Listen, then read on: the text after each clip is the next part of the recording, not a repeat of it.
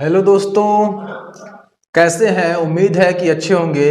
तो दोस्तों, आज मैं आपके लिए जो क्लास लेकर के आया हूँ नया क्लास है और इस क्लास में आपको बहुत बेहतरीन आपको क्लासेस देने वाला हूँ। यह क्लासेस आपका होगा व्याकरण का और उस व्याकरण में हम लोग पढ़ेंगे समास के बारे में। तो दोस्तों, आपका स्वागत है YouTube पर और मैं YouTube पर आज क्लास पढ़ाने वाला हूँ समास के बारे में। ठीक है दोस्तों, समास यानी कंपाउंड। तो समास क्या होता है इसके बारे में हम आज बात करते हैं और पूरा एक्सप्लेन करेंगे समास का। आपका जो समास का डर आपके मन में है वो सारी समस्याओं का निदान आज मैं करने वाला हूं।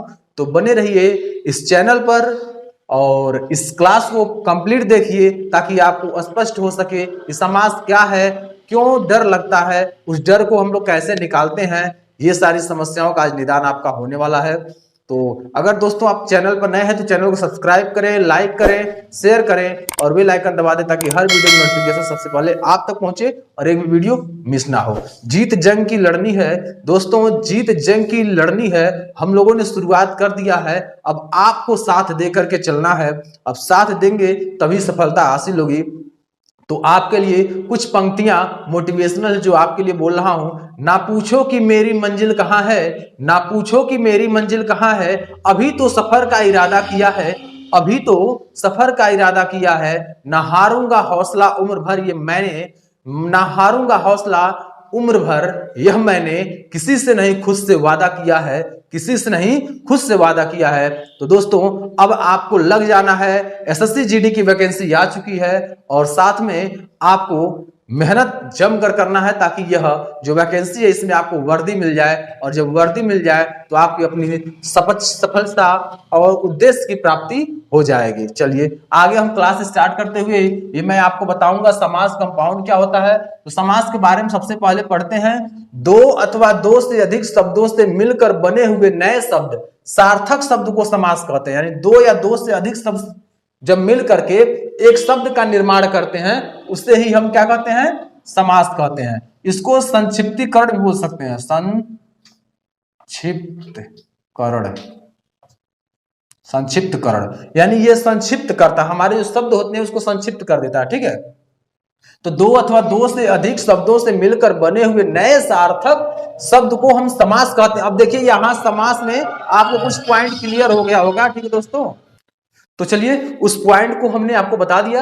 यानी समास क्या होता है ये समास जान चुके हैं। जब दो शब्दों को जोड़ते हैं, जब दो शब्दों को जोड़ते हैं और संक्षिप्तीकरण करते हैं तो उससे ही हम क्या कहते हैं, समास कहते हैं। ठीक है, चलिए अब समास शब्द दो शब्दों से मिलकर बना है। कौन कौन शब्द हैं, सम और आस। जो समास है या जब इसका विच्छेद करते हैं, समास का जब विच्छेद करेंगे दो शब्द मिलते हैं दोस्तों। जब समास का हम विच्छेद करते हैं दो शब्द मिलते हैं, एक मिलता है सम और दूसरा मिलता है आस।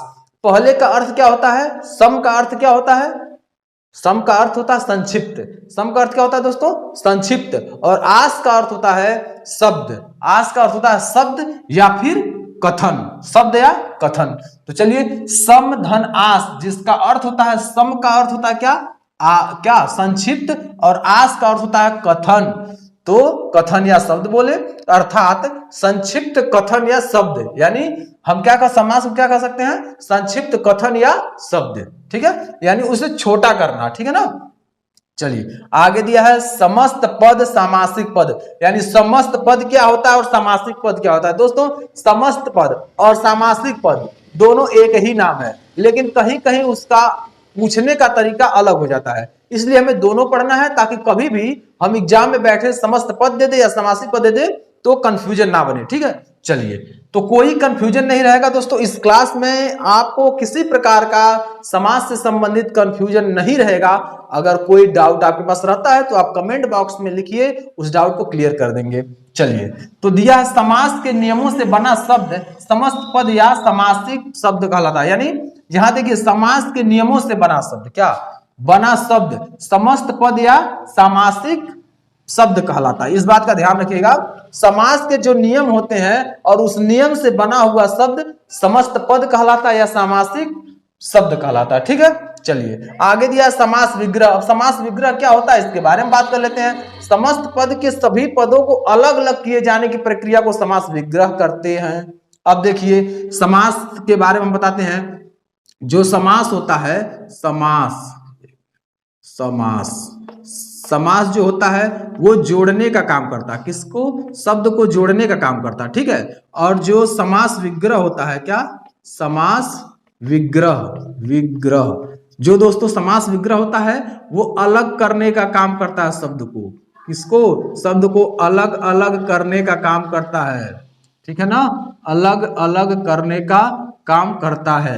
अब देखिए यहां समास विग्रह समस्त पदों के सभी पदों को, यानी समस्त पद के सभी पदों को अलग अलग किए जाने की प्रक्रिया को समास विग्रह कहते हैं, ठीक है ना। समस्त पदों के सभी पदों को अलग अलग करने की प्रक्रिया को समास विग्रह करते हैं। चलिए कुछ एग्जाम्पल के द्वारा हम लोग समझते हैं, कुछ उदाहरण के द्वारा समझते हैं। चलिए यहां दिया नील कमल। नील कमल का अर्थ क्या होता है? नीला है जो कमल, यानी इसका जो विग्रह होगा यह आप क्या है? समास है। क्या है? ये समास आपका है, ये आपका समास विग्रह है। क्या है? समास विग्रह है, ठीक है ना।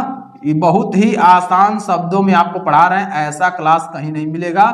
आप क्लास में बने रहिए और चैनल पर नए हैं तो चैनल को सब्सक्राइब कीजिए, वीडियो के लिंक के शेयर कीजिए, क्योंकि सभी प्रकार के फैकल्टी मेंबर आपको जुड़ करके सभी सब्जेक्ट का क्लासेस दे रहे हैं। और आपको करना क्या? बस शेयर, लाइक और कमेंट करना है, ठीक है, और सब्सक्राइब लोगों से कराना, ताकि और भी ट्रैफिक आ सके, ताकि कंपटीशन में रह करके हम लोग पढ़ाई करा सके, ठीक है। चलिए आगे दिया नील कमल। नील कमल का मतलब क्या होता है? नीला है जो कमल। अब देखिए नील कमल क्या हो गया? ये आपका संक्षिप्त है तो ये समास हो गया, लेकिन यह देखेंगे अलगाव दिख रहा है, अलग अलग दिख रहा है, तो ये आपका समास विग्रह हो गया। आगे दिया है गगनचुंबी। गगनचुंबी मतलब ये आपका क्या हो गया? समास हो गया, और गगन को चूमने वाला ये आपका क्या है? समास विग्रह हो गया। उसी प्रकार यश प्राप्त, यानी यह आपका समास हो गया, यश को प्राप्त समास विग्रह हो गया। जेब कतरा, जेब कतरा आपका समास हो गया, जेब को कतरने वाला ये आपका समास विग्रह हो गया। करुणा पूर्ण, करुणा पूर्ण मतलब ये समास हो गया, और करुणा से पूर्ण, करुणा से पूर्ण ये आपका समास विग्रह हो गया। उसी प्रकार चौराहा, क्या? चौराहा, चार राहों का समूह, चार राहों का समूह ये समास विग्रह हो गया, ये समास हो गया। धनहीन, धन से हीन समास विग्रह हो गया, ये समास हो गया। पथभ्रष्ट, पथ से भ्रष्ट समास विग्रह हो गया, ये समास हो गया। हथकड़ी, हाथ के लिए कड़ी ये आप क्या हो गया? समास विग्रह हो गया, ये समास हो गया। डाक, गाड़ी, डाक के लिए गाड़ी ये आपका समास विग्रह हो गया, और ये आपका समास हो गया, ठीक है दोस्तों। तो ये वीडियो दोस्तों कैसा लगा, ये क्लास कैसा लगा, आप कमेंट बॉक्स में बताइए, और लाइक कीजिए चैनल को अधिक से अधिक शेयर कीजिए, वीडियो को लाइक कीजिए, चैनल को सब्सक्राइब कीजिए और बेल आइकन दबाइए, ताकि हर वीडियो का नोटिफिकेशन सबसे पहले आप तक पहुंचे और एक भी वीडियो मिस ना हो। तो दोस्तों आपको इस चैनल पर सभी प्रकार के फैकल्टी मेंबर जुड़ करके आपको स्पेशल तैयारी कराते हैं। तो दोस्तों यहाँ हम लोग देखेंगे, यहाँ आपका पूरा दिया हुआ है शेड्यूल, और आगे भी हम लोग पढ़ेंगे। अब इसके टाइप क्या होते हैं, क्या क्या रूल्स होते हैं, कैसे हम पहचान करते हैं, ये सारा चीज हम लोग इस वीडियो में पढ़ेंगे। चलिए अगले स्लाइड में हम चलते हैं। अभी तक हमने पढ़ा समास क्या होता है, समास विग्रह क्या होता है, समस्त पद क्या होता है, समासिक पद क्या होता है, लेकिन अब हम पढ़ेंगे इसमें क्या? समास के भेद के बारे में, यानी समास के कौन कौन से भेद होते हैं, ठीक है। उसके बाद पढ़ेंगे हम लोग इसकी कौन सी पहचान ऐसी होती है जिससे हम पहचानते हैं, और बहुत ही बेहतरीन और रोचक तथ्य हम बताएंगे इस वीडियो के अंत में, बताएंगे इस क्लास के अंत में, बताएंगे एक रोचक तथ्य जिससे आप एक लाइन में उसे पहचान जाएंगे, ठीक है। चलिए तो देखिए यहाँ दिया है समास के भेद। अब समास के जो भेद होते हैं इनके बारे में हम लोग पढ़ेंगे, समास के भेद कौन कौन से हैं। देखिए यहाँ दिया है अव्ययी भाव, सबसे पहले हम पढ़ेंगे किसके बारे में? अव्ययी भाव समास के बारे में।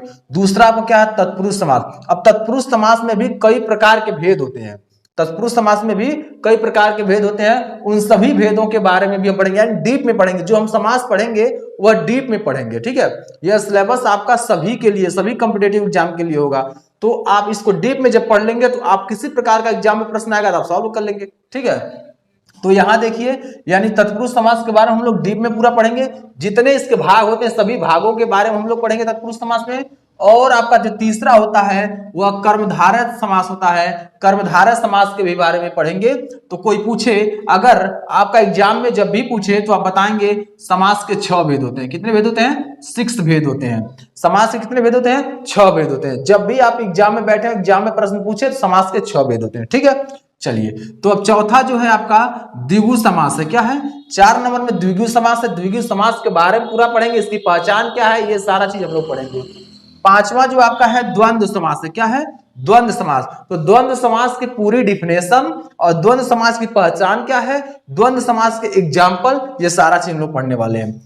लास्ट में है आपका बहुब्रीहि समास। क्या है? बहुब्रीहि समास। तो बहुब्रीहि समास का डिफिनेशन, बहुब्रीहि समास के पहचान के एग्जाम्पल और बहुब्रीहि समास के जो शब्द होते हैं उन सभी शब्दों के बारे में भी पढ़ेंगे। अब देखिए, ये आपके 6 प्रकार के होते हैं और 6 भेद हमने आपको बता दिया। अब हम पढ़ते हैं पदों की प्रधानता के आधार पर वर्गीकरण, यानी किसका कौन सा पद प्रधान होता है, इसके बारे में हम लोग पढ़ेंगे। ठीक है ना, यह आपका वर्गीकरण है, किस किस के आधार पर प्रधान होता है। चलिए सबसे पहले देखते हैं पूर्व पद। क्या?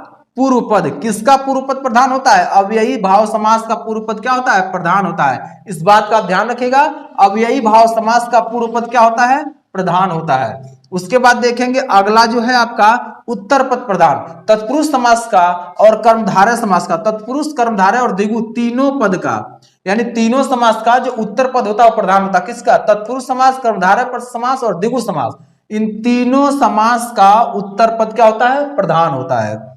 दोनों पद प्रधान, यानी द्वंद्व समास का दोनों पद प्रधान होते हैं। किसके किसके? दोनों पद प्रधान होते हैं द्वंद्व समास के। ठीक है ना, उत्तर पद और कौन सा?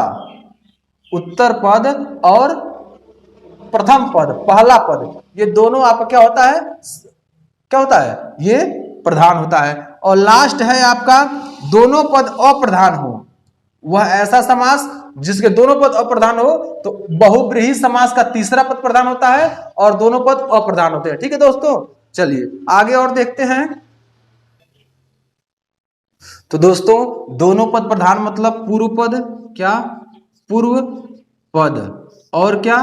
उत्तर पद, और होता है उत्तर पद। यानी इससे हम प्रथम पद भी बोल सकते हैं, पहला पद भी बोल सकते हैं, पहला पद इसे बोल सकते हैं। ठीक है ना, इस बात का ध्यान रखिएगा। तो इसमें दोनों पद अप्रधान होते हैं, यानी पूर्व पद और उत्तर पद दोनों अप्रधान होते हैं। किसमें? बहुब्रीहि समास में दोस्तों। बहुब्रीहि समास में उत्तर पद और पूर्व पद दोनों क्या होते हैं? अप्रधान होते हैं। इसका तीसरा पद प्रधान होता है। ठीक है ना, इसका कौन सा होता है? तीसरा पद प्रधान होता है। तो दोस्तों, उम्मीद है कि वीडियो आपको बहुत अच्छा लगा होगा, क्लास बहुत अच्छा लगा होगा, रोचक लगा होगा। अगर आप हमारे चैनल पर नए हैं तो चैनल को सब्सक्राइब करें, लाइक करें, शेयर करें और बेल आइकन दबाएं ताकि हर वीडियो की नोटिफिकेशन सबसे पहले आप तक पहुंचे और एक भी वीडियो मिस ना हो। चंद पंक्तियां है आपके लिए। न पूछो कि मेरी मंजिल क्या है, न पूछो कि मेरी मंजिल क्या है, अभी तो सफर का इरादा किया है, अभी तो सफर का इरादा किया है। न हारूंगा हौसला उम्र भर यह मैंने ठाना है, न हारूंगा हौसला उम्र भर यह मैंने ठाना है। किसी से नहीं खुद से वादा किया है, किसी से नहीं खुद से वादा किया है। ठीक है दोस्तों, तो आज के लिए क्लास यही एंड करते हैं। फिर अगली क्लास में हम उदाहरण के साथ और एक एक का डिफाइन करके हम चलेंगे और आपको समझाएंगे।